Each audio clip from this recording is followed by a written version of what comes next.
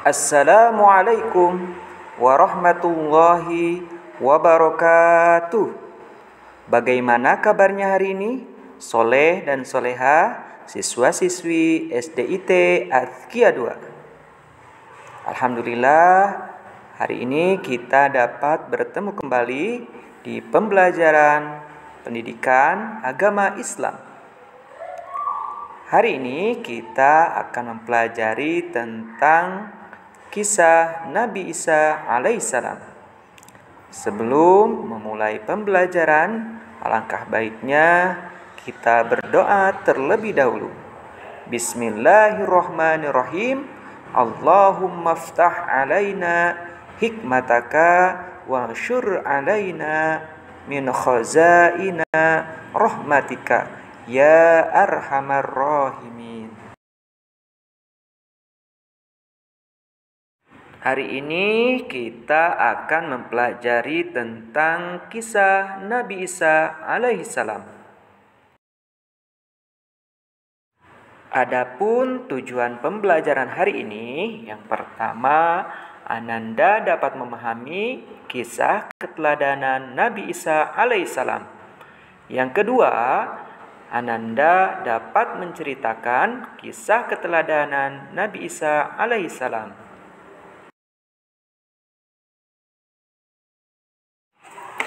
Di antara kekuasaan Allah Subhanahu wa Ta'ala, Allah menciptakan Adam dari tanah liat tanpa bapa dan ibu, dan menciptakan Nabi Isa alaihissalam tanpa seorang bapa. Nabi Isa alaihissalam lahir di Bethlehem. Dilahirkan oleh seorang wanita suci bernama Maryam bin Imran. Nabi Isa alaihissalam tidak mempunyai seorang ayah, karena Maryam tidak mempunyai suami. Suatu ketika Maryam didatangi oleh malaikat Jibril dalam bentuk manusia. Malaikat Jibril memberi penjelasan kepada Maryam bahwa ia akan dikaruniai oleh Allah Subhanahu wa Ta'ala seorang anak laki-laki meskipun tidak bersuami. Maryam merasa malu untuk mempunyai anak karena dia belum menikah. Akan tetapi ini adalah kehendak Allah Subhanahu wa Ta'ala, dan kelak anaknya yang dilahirkan Maryam itu dijadikan Allah Subhanahu wa Ta'ala sebagai nabi dan rasul. قالت رب أنا يكون لي ولد ولم يمسسني بشر قال كذلك الله يخلق ما يشاء إذا قضى أمرا فإنما يقول له كن فيكون.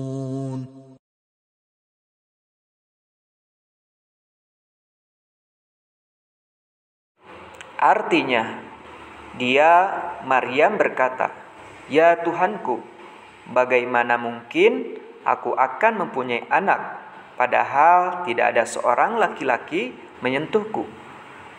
Allah berfirman, "Demikianlah Allah menciptakan apa yang Dia kehendaki. Apabila Dia hendak menetapkan sesuatu, Dia hanya berkata kepadanya, 'Jadilah,' maka jadilah sesuatu itu." Surah Ali Imran ayat 47. Maryam pun hamil.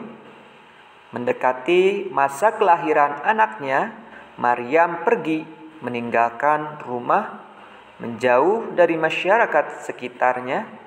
Hal itu dilakukan agar saat melahirkan tidak mendapatkan cemoohan.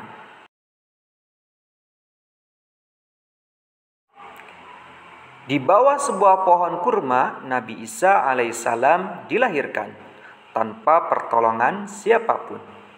Setelah Nabi Isa alaihissalam berumur beberapa hari, Maryam kembali ke rumah. Maryam mendapatkan petunjuk dari Allah Subhanahu wa Ta'ala agar Maryam diam apabila ada orang yang bertanya tentang ayah anak yang dibawanya. Saat memasuki desanya, banyak orang yang menanyakan bayi yang dibawanya. Mereka berkata, "Hai Maryam, bayi siapakah yang dibawa itu?" Maryam hanya diam dan menunjukkan bayinya. Dari mulut bayi itu keluar kata-kata, "Sesungguhnya aku ini adalah hamba Allah. Allah memberiku kitab suci, menjadikan aku seorang nabi. Aku diberkahi olehnya dimanapun aku berada." قال إني عبد الله آتاني الكتاب وجعلني نبيا.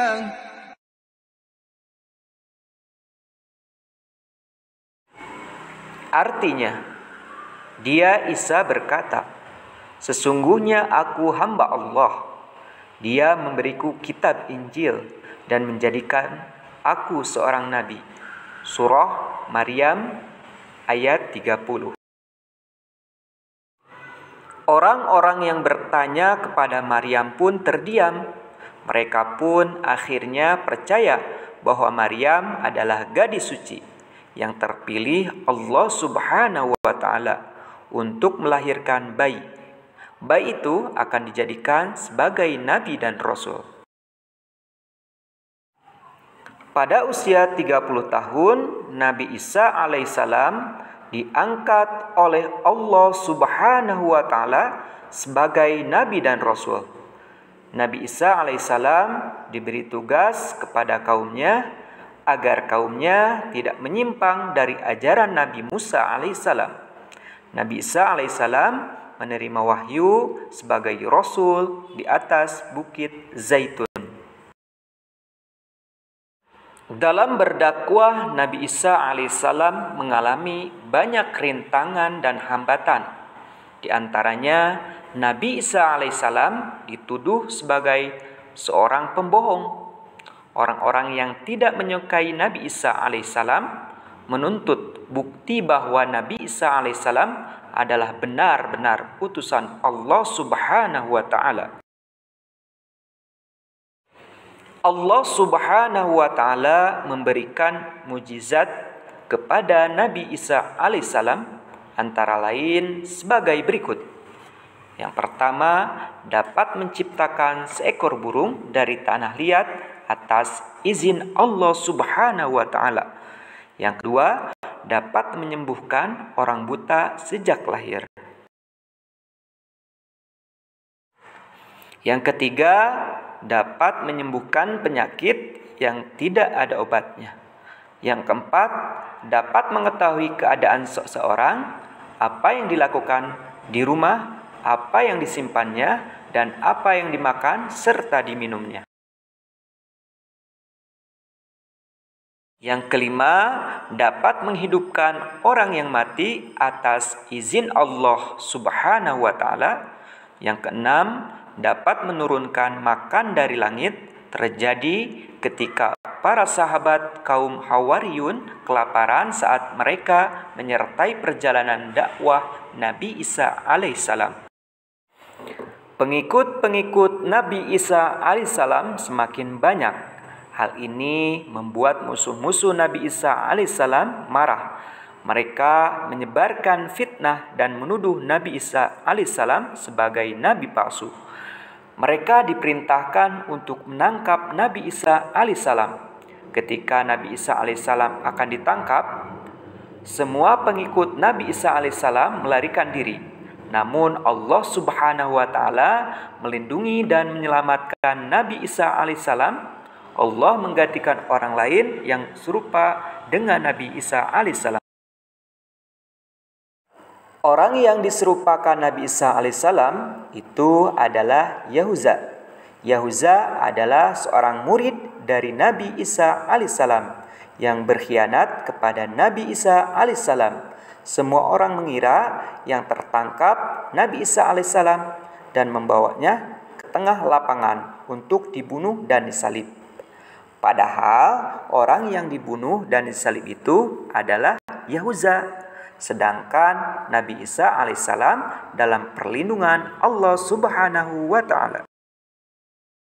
إذ قال الله يا عيسى إني متوفيك ورافعك إلي ومطهرك من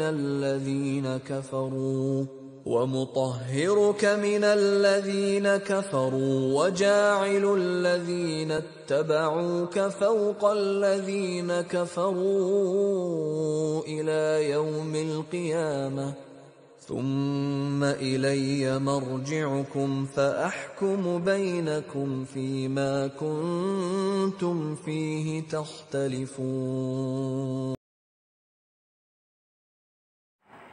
Artinya, ingat ketika Allah Subhanahu wa taala berfirman, "Wahai Isa, aku mengambilmu dan mengangkatmu kepadaku serta menyucikanmu dari orang-orang kafir." Surah Ali Imran ayat 55. Beberapa hikmah pelajaran yang dapat diambil dari kisah Nabi Isa alaihissalam.